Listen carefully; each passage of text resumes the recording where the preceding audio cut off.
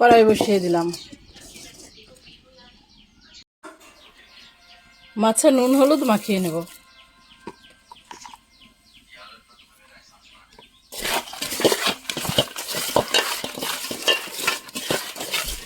মাছের ভিতরে নুন হলুদ মাখিয়ে নিলাম। এবার কড়াই গরম হয়ে গেছে, কড়াইতে ঢেলে দেবো সর্ষের তেল।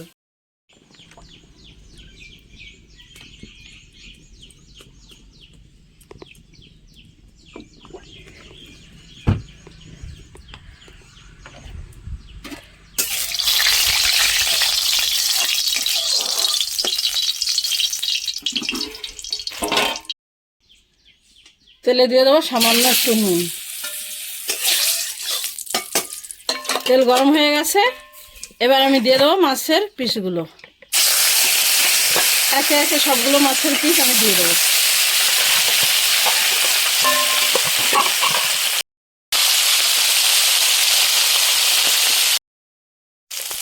এবার আমি মাছগুলোকে উল্টে নেব।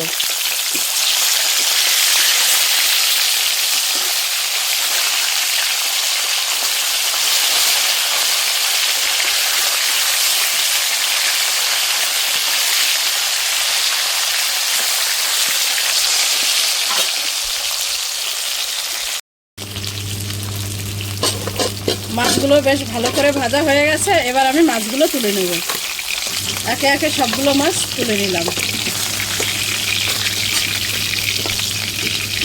এবার মাছের মাথা দুটোও ভেজে নেব।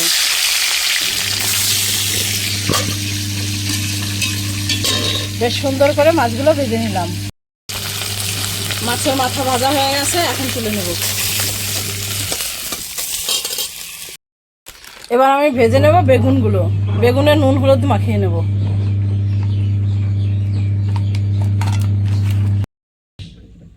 বেগুনে নুন হলুদ মাখিয়ে নিয়েছি, এবার বেগুনগুলো ভেজে নেব।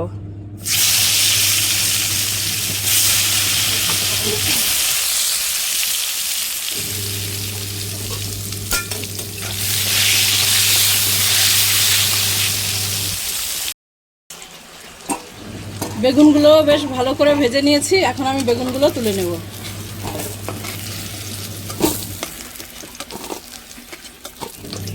তুলে নিলাম বেগুনগুলো। এবার আমি ভেজে নেব পটলগুলো। পটলও বেশ একইভাবে নুন হলুদ মাখিয়ে নিয়েছি।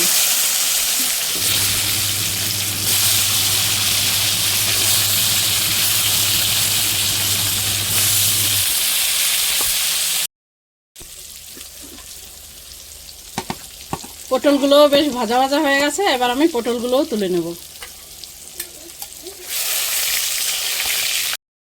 এবার আমি আলুগুলো ভেজে নেব।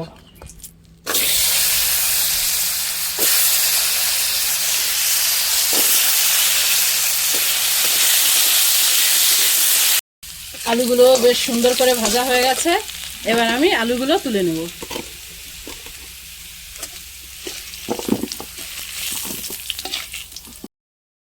নেব জিরে ধনে আর আদা।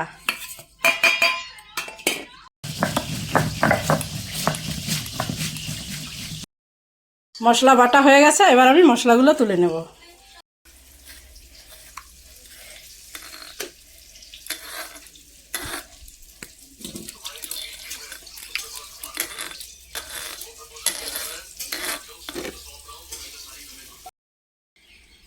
ফোড়নে দিয়ে দেবো জিরে আর তেজপাতা।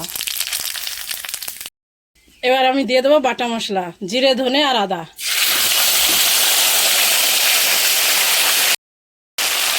দিয়ে দেবো সামান্য একটু নুন।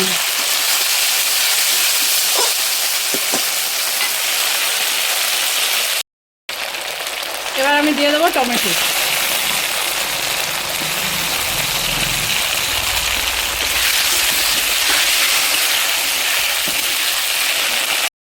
হলুদ গুঁড়ো লঙ্কা গুঁড়ো জলে মিক্স করে।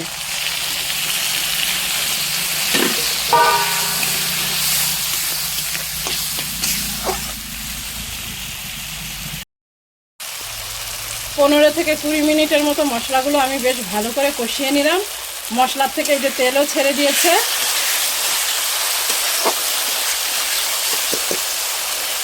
এবার আমি দিয়ে দেবো ভেজে রাখা আলু, বেগুন আর পটল। কষিয়ে দিলাম। এবার আবারও আমি একটা 5-7 মিনিটের মতো কষিয়ে নেব। 5 থেকে 10 মিনিটের মতো কষিয়ে নিলাম। এবার দিয়ে দেবো জল, পরিমাণ মতো জল দিয়ে দিলাম।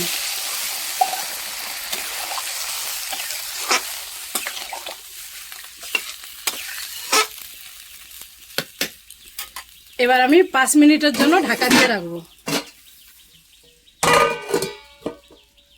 5 মিনিটের জন্য ঢাকা দিয়ে রাখলাম।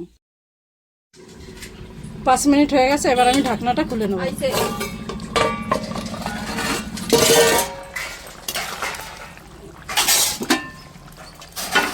এবার আমি দিয়ে দেবো মাছের পিসগুলো।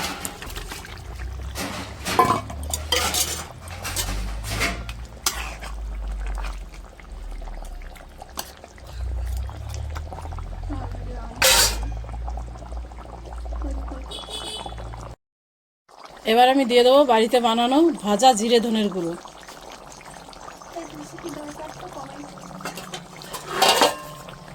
এবার দিয়ে দেবো ধনেপাতা কুচি।